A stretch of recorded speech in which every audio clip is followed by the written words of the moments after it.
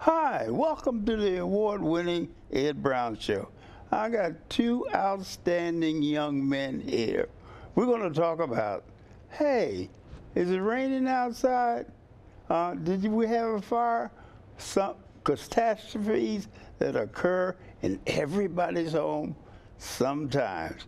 Then we're going to talk about everybody's looking around, say, who am I going to vote for? When we had a young man here that has dedicated his life to getting involved in the political system, because all of that leads to economic independence. They have prepared themselves. First, we're going to have a mayor.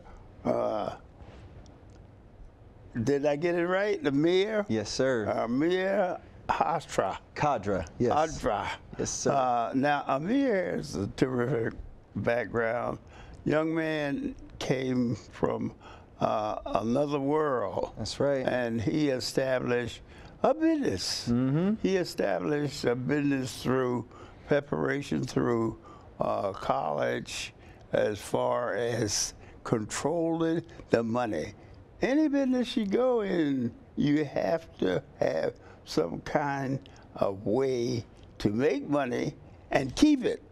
You know, I mean, you can make it, but you got to know. Amir actually is from the continent of Africa. Amir, tell us, how did you get involved in the rainbow restoration? Because everybody needs that. Absolutely. I mean, it's something that we don't want, you know, a fire or a flood, but those two items, flood and water and fire, those are things, once they get out of control, they're gone, and they're very destructive. Absolutely. So tell us a little about how you got involved in restoration. Absolutely. So to go a little back, like you said, I'm from West Africa, Sierra Leone, and it's a nation that's had a lot of problems over the decades. We left Sierra Leone in 1986 during the Civil War. My parents came here to this country, and a lot of what I've done, I've got my parents to thank for the work ethic they've instilled in the family in general. But to get to your question, so I went to school in Florida, and originally I was very good in math and science, so I wanted to study biology. And I started there, and you know, I just, after a few semesters, and I didn't know that that's what I wanted to do. So I was pretty good at math. I took an accounting class and I did really well. So I said, you know, let me gear towards business, because I think if I get a business degree, I can maybe someday work for myself. And no one can tell me anything because I know how to run a business. So that's kind of what put me in the business side of things. And my father, in the meantime, was starting a textile restoration company. So it's a little different in the flood and water. Textile, sort of explain that to you. So textile restoration is a specific niche or niche in the restoration world. It's clothing, things made of fabric, area rugs, draperies, anything made of fabric that's been affected by a flood, water damage, things like that, that we can restore them if they haven't been completely burnt or completely damaged from the fire. We can restore them, get the smoke odor out, get them back to the homeowners so that they have that heirloom, that wedding gown they got married in, or that quilt that grandmother made, you know, back in their home. That company, Firestar Dry Cleaning and Restoration, was my dad's business, and he started that in the early 90s. Once I got my degree in accounting, I worked for a pharmaceutical company as a bookkeeper. Pharmaceutical? That's right, yeah. We did pharmaceutical sales and supplies. I was in Florida, and I did all the cost center, what you call a cost accountant. So I would track the expenses and code them to which cost center we had to code them to. And all this knowledge on how to read an income statement, a balance sheet, how to organize numbers to help you make better decisions in business. And I kind of ingested all this knowledge, and one day my father called me and said, you know, I have my partner I have this business with, and my partner wants to leave, and I'm going to buy the business from my partner, and I want to know if you want to help me with the business. And I said, you know what? Or It's going to be fun to work with my dad and to. So I said, you know what? Let's do it, Pops. And So I came up to Maryland, which is kind of where I grew up, you know, in my youth, and we started running this business together and growing it. After about 7 years, I decided that, you know, we can do more. The service we provide is just for clothing, shoes, you know, textiles. But I feel like we provide a good service and we help people in their time of need, so we can do everything. We can do the house, the structure. That's what got me interested. And that's a lot of trauma you got to deal with, and dealing with people because they're under pressure to get things done. They're under pressure, and I got to tell you, it's people at their worst time. Yeah, You know, they've had a catastrophe in their home. They don't know what they're going to do next. Maybe they have young kids. Maybe they have pets. They don't know where to put the pets. They're in a hotel now. Your life is literally turned upside down when you have a fire in your house or flooding your house. Our goal is to, number one, approach my client with patience. I have to learn patience because you've never had this happen to you before. Right. I've done 25 in the last month, but you've never had one. Right. So I have to immediately understand that you've never been through this, and you might ask me the same question 20 times. And my goal is to not get angry at you. You know, Mr. Brown, you already asked me this. You know, I can explain it to you. My goal is to explain it 30 times, if that's what it takes. And if I can help you in that time of need and get you back to where you were before the loss even happened, before the fire happened, that's our goal. To backtrack a little bit, I think when you're starting a business and when you're running a business, accounting knowledge, business knowledge, very important. Is very important. And the plan is very important. So I'll give you an example. If you're going from here to some address in Centerville, Virginia, about an hour away, and I give you the address, Mr. Brown, and I say, okay, you need to get there. You need to look up the directions. Right. Or you're going to get lost. Right. Right? So if you say you want to make $1 million in this business, how are you going to do it without a plan? What's going to happen is you're going to start, and if you don't have a plan, you're going to get lost. And you're not going to be able to find your way once you're lost. So the key with every business is to have a plan, to write that plan down. And aside from business, in life in general, a plan always gets you to your goal, okay? And one of the things I think I've learned in growing and running a business is to start setting goals and then writing down ways to attain those goals. And I think that's an important thing also that can be taught. And as far as our employees that we hire, we try to teach to our employees. Even when I interview a new employee, I say, you know, I'm not looking for yes sir, no sir type employees. I'm looking for leaders. I'm looking for people with a plan. So if I ask you right now, if I hire you, where do you see yourself in my company in 5 years? I want a CEO. Exactly. I want to train leaders. Okay, so if I can train you to train this guy, I've done my job because I've trained a leader. Right. So, you know, I think that's the really exciting part about running a business. Aside from helping people when they're having a difficult time in their home, it's, you know, helping. I'll give you an example. One of my employees is from Guyana. Came here looking for the American dream, okay? What everybody's coming from another country. And we sponsored her. We wrote a letter to immigration and said, you know, we're gonna sponsor her. We're gonna, and I could tell this woman's willing to work. She's my warehouse manager. 6 years later. She's a citizen, she's a warehouse manager, she's doing really well. She has bought a challenge. house. But she's building a life because someone has challenged her, someone's trained her, given her the training. And so at Rainbow International Restoration, which is the business that I run. And you cover so many things that are necessary. Yes. Like the fire and water. I think those are the worst catastrophes that a family can really go through, because it's very destructive. Absolutely.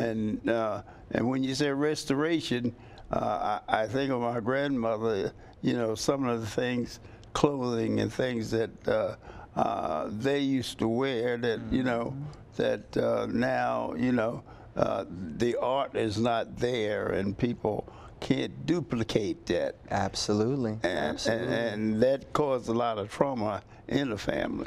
Absolutely. And you know, it helps even if, I'll give you an example, even if that heirloom that can't be replaced can't be completely saved, we may be able to save a portion of it, and you can frame it and put it in your house. And you can remember that that framed piece of fabric, you know, our granddaughter was, that was her communion dress. Yeah. You know, or we can, so there are things that we can always do to help a homeowner or a renter get through this process. There are some times where a fire will take a house to the ground. And when we come in, there's not a whole lot we can do to restore that house. But we can provide assistance. We can provide, if it's just coming out, helping them rummage through debris to find a diamond ring that's under 100 pieces of wood and debris and dirt, and they can't do it on their own. We have the equipment. You have to have procedure. Exactly. Yes. Exactly. So yes, you're right. We provide the water damage, fire damage, storage of your items while your house is being worked on, the rebuild of your house, even other things that people don't think about. You know, lately we've had all the rain and the wind. The rain, you know. It's been constant. Well, what's happening with the rain? Absolutely. Because that's something, that's an element, a natural element that can't be controlled to the point you say, well, I'll do this next week. You know, it's something that has to be taken care of immediately. Absolutely. And I think the biggest thing I can say there, as far as giving people some insight in what we do and what they can do to protect themselves. Oh, I see. I have a lot of customers recently with all this rain that have had sump pump failures. Yes. Sump pump. Hey, sump pump. That sounds familiar to me. Exactly. Everyone's got one in their house. I have two myself. You're better than most people. So you have two. You're in better shape than a lot of people. So I have customers that have a sump pump and they think they're fine. And even some that have a battery to back up their sump pump when the power goes out, and they think they're fine. But tell me, what happens when that sump pump just breaks? And stops pumping? Yeah. The battery's not going to do anything for you, right? So what I tell people is, you have a home, right? And you want to keep that home for as long as possible in great shape. So there's some things you need to do to maintain that home. There you go. Maintenance. So some people, their basement is meant to put stuff down there that they don't want to look at for a while. So they put it down there and they forget about it and they don't go in the basement. Well, unfortunately, that's where people's sump pump are. That's where people have a lot of water damage. So my point is, every day, walk down the steps and just take a look at your basement. Every week, just take a look at your sump pump. You know, every 2 to 3 years, maybe 4 years, have a sump pump professional. They probably won't charge but $50 to come and take a look at your sump pump. They only have a 5-year useful life. Sump pumps. What, sump pump, 5 years? I've seen customers that have had them in their house for 35 years. So if your sump pump fails, your house floods. 9 times out of 10. So a lot of jobs we've been doing, rainwater creates what's called hydrostatic pressure on the walls of your basement. Sump pumps and French drains are meant to drain that water and pump it out of your house. If those things aren't working properly, that pressure is going to build up and it's going to start rising in your house. Or you have a back door of your basement that has a ramp coming down to it, and the only thing stopping water from coming in that back door is a drain behind your back door. Some people, leaves get piled up on that drain and the drain is covered and water comes in the back door. So again, maintenance. Look at the drain, clean the leaves every week. After heavy rain, clean the leaves. Those little things. Well, what do you think? Cleaning leaves. What do you think these? There's, you know, pushing this leaf guard. A lot of people, So the leaf guard is more for your gutters, but on your drain behind your back door, there's no leaf guard for that. You know, if you have a drain that's supposed to drain rainwater on that behind that back door, and there's a massive storm, and it's not just rainwater coming down there, it's twigs and branches and leaves, and that drain's going to get covered in about an hour. And if you don't clean that off, that water's gonna rise, and that door is not gonna hold that water. So no. it's gonna start coming in. So there are little things you can do to protect yourself. Okay, name some of them. Maintenance, cleaning your gutters, okay? Making sure your sump pump is in working condition. Making sure it has a battery that's charging and is in working condition. Making sure that you have an inspection in your home. That's the key. People buy homes. And they don't have inspection. They don't have inspection. Is that part of, that's optional? Sometimes it's optional, and a lot of times it's not. So, and a lot of times people get an inspection from an unqualified inspector. Oh, so you that's gotta, another thing. Gotta make sure. Now, Absolutely. your organization, the Rainbow Restoration, do you get involved in qualifying individuals through some type of training? And Absolutely. they get a certificate? Absolutely. Tell us about that program. Absolutely. So there's a couple of certification boards that we're affiliated with. The most prominent and recognized one is called the IICRC. It's the Institute for Inspection, Cleaning, Restoration, Certification. Okay, they're the most recognized training organization and standards writing board out there. So there's a standard to the type of business of restoration that you're supposed to operate under. And if you're not trained to follow those standards that protect you, the client or homeowner, and me, the contractor, as far as OSHA guidelines, protect my employees, those certifications get us the proper training to make sure that we're doing the job right. Now, the business itself, financially, do you guide them through that? Because that's one of the problems that, and you know that, you know, getting into the business world. Absolutely. It's startup. I do, and you know, some people will think that you hire somebody, you make them sign a non-compete so they can never compete with you and they leave you. But I'm not with that mindset. I have to go back and tell you about my uncle. My uncle, he passed away not too long ago, but he owned a Surf Pro, which is a competition company of ours. Right. And he ran this company for years. And my dad worked with him, okay? And my dad worked with him, and then he helped train my dad and get him the training and told him, Sam, which is my dad's name, why don't you open up a textile company so that when we get the clothing, you can do it. Okay. Not just that, but his Surf Pro ended up producing 3 more Surf Pro owners in this area. No, it's fantastic. Now we want to wrap this up. Give us some idea of locations of some and how a person that's having restoration problems, Absolutely. and especially to that rain. You know, a lot of people have rain water in their community, and it runs all one property to the other. What's the best way to protect yourself? Absolutely. I would say step 1 is the inspection. Inspect your basement, make sure you have a proper sump pump, you have the proper French drain in your basement to allow for proper water to be removed from your house naturally, just from what you have installed. The outside of your house, the grading is done right so that the slope goes away from your house. Now, how do you control that? Is that controlled by the county, or it's not or can you get inspection to make sure that they're grading it properly so it doesn't cause you problems down the road? So you can get that grading looked at by an inspector or by a licensed landscaper. A lot of times they can help you with grading as well, outside grading. Okay. Now, if you do have a problem, you've done all these things to protect your house, but then the unavoidable happens. Okay. Now, where are you located? We're located in Beltsville, Maryland, but we service all the DMV. I mean, we go as far as Front Royal, we go as far as Ocean City if we have to. But you can reach us by either going to www.rainbowintl, Rainbow, that's Rainbow International, rainbowintl.com/Beltsville.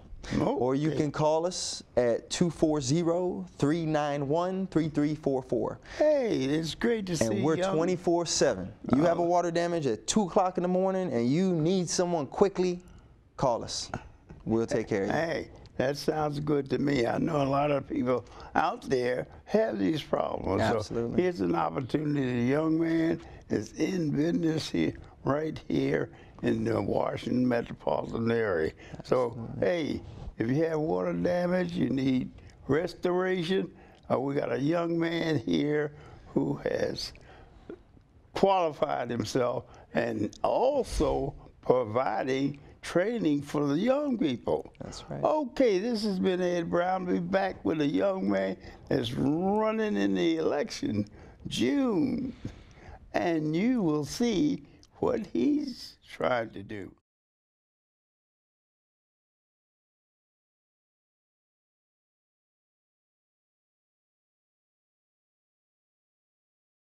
Hi, welcome back to the award-winning Ed Brown Show. And we have another young man that's out there trying to make it a better world. And you all know Sherman Hardy. He's running in the 25th district. I tell you, there's so many things there that he wants to change and make better for everyone. Welcome, Hardy. How you doing? I'm doing pretty good. It's great seeing you again. Good. Tell us a little bit about, first of all, tell us about the things that you're doing, the things you're going to do, and about this election results in Georgia.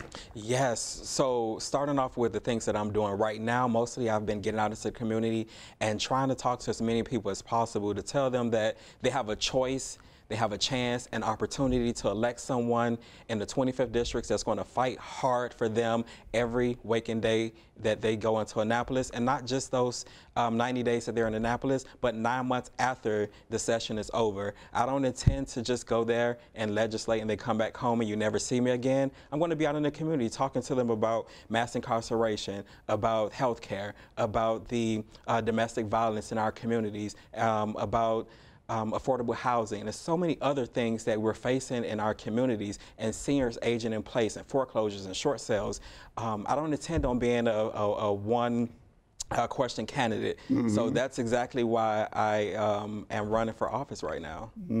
Well, there's a lot of young people out there feel there needs to be a change. What do you think about this young lady down in Georgia that's doing so well? Stacey. You say you met her. Yes, I met Stacey Abrams when she came down for the Congressional Black Caucus last year, and she's a phenomenal woman, and I am elated that she was able to win her primaries and to champion on into the general election. And I would suggest all young people, old people, seniors, you know, no matter what age, race, creed you are, to get out there and support her, because she's going to need as much help as possible. You know, she's running in Georgia, in the South. Yes. And this is unheard of, unprecedented, that an African-American female, you know, we have not had one in the United States to become governor. Right, be the first one. Exactly. Yeah. So she needs all the support, and if you can't support by volunteering for her, she needs your donations. Okay, the other thing, tell us about the things that you want to do here in Prince George County, and let them know where is the 25th district? The 25th district is located at a couple of cities: are Suitland, Westphalia, parts of Clinton, Upper Marlboro, Kettering, District Heights, and Capitol Heights. And some of the things that I want to do in the area is to ensure that there is equality for all and privileges for none. I want to make sure that our seniors age in place. I want to make sure that we don't forget about, you know, those who we stand on. You know, there's a long legacy in Prince George's County that we must protect. I want to make sure that we have affordable housing. I want to make sure, you know, that we do that, because we have people graduating college right now, and also individuals who need to downsize in their homes, and there isn't affordable housing left in our community. Developers are only building, you know, very expensive homes that, you know, many people in our communities can't afford. Right. And then with that said, you know, I want to fix the problem with the student loan debt. Right now, that's pretty much student loan debt. Yeah, that's right. a huge problem that we're facing, and no one is addressing it. No. And companies are getting rich off of students going to college and not really are becoming graduating and being underemployed. Right. You know, that's a thing right now. And that's one of the problems that the young people are facing. That's why we're trying to steer them the culinary center with specialized in training blue collar workers. Yeah. The different electrician and blue-collar jobs. Exactly. So the Culinary Center, one thing Prince George County has stepped out to provide financial and service to young people that can't afford. Because the blue-collar, they seem to have forgotten that the blue-collar is 6 figures. Yeah. People in the, you call a plumber, electrician, and during emergency hours. You're right. Emergency, and these things cost you. Now, as far as young people are concerned and the school board, what is your position on that? Oh man, we definitely have to start paying a lot more attention to what's going on and start getting involved, whether you have a child or not, because whether you have children in the school system or not, it's imperative because that's what factors into why people move into our areas. They want to make sure that the school system is good. Well, that's one of the first things the growing family attracts in the growing family is your school system. Yeah, and it helps with our property values. Yeah, and property value. So one thing that we need to do is make sure we get back to an all-elected school board. We need to go back and look at how the schools are funded and what the amount of money that we bring back to Prince George's County, because there's a lack thereof of resources that we're getting in Prince George's County. We need more vocational programs. We need Head Start back. We need better pre-K. We need a lot of things within our county, and we need those programs that.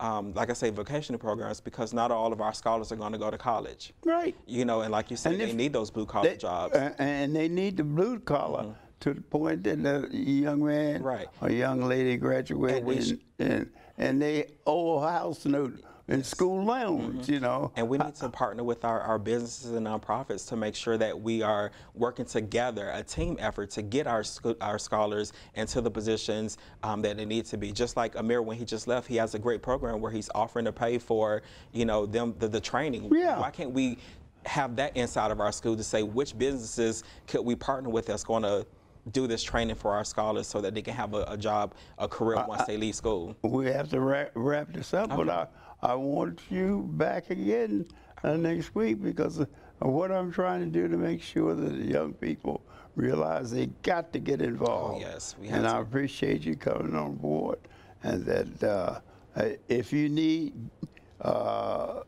people to volunteer, a mayor or a young businessman that was on the show earlier, he shows you what can be done. Oh, yes. All the young people need is a little help, both financially.